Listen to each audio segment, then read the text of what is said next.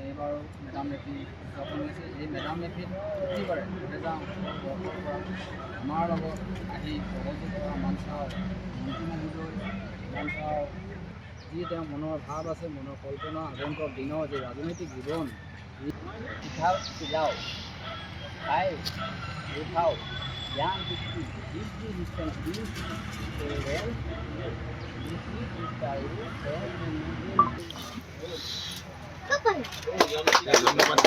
সকলোকে মই শুভেচ্ছা জনাইছোঁ। মেডাম মেফি শুভকামনা যাচিছোঁ আৰু পূৰ্বপুৰুষসকলৰ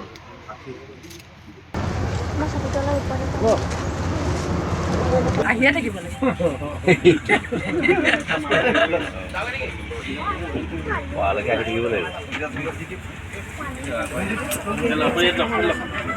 হয়, আজি পবিত্ৰ মেডাম মেফি আৰু বোকাখাতৰ বিভিন্ন ঠাইত উলহ মালহেৰে মেডাম মেফি উদযাপন কৰিছে ৰাইজে।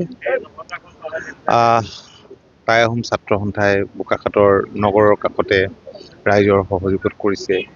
লক্ষৌগড়ত তেখেতসকলে স্থানীয়ভাৱে ইয়াতে কৰিছে আৰু মই প্ৰত্যেক বছৰে যোৱা বছৰকেইটাত মই আজিৰ দিনটোত তেখেতসকলৰ সৈতে পূজা অৰ্চনাত অংশ লওঁ। আজিও অংশ ল'লোঁ। পূৰ্বপুৰুষসকলৰ আশীষ বিচাৰিলোঁ ৰাইজৰ যাতে মংগল হয়। মই মেডাম মেফিৰ শুভেচ্ছা সকলোকে জনাইছোঁ।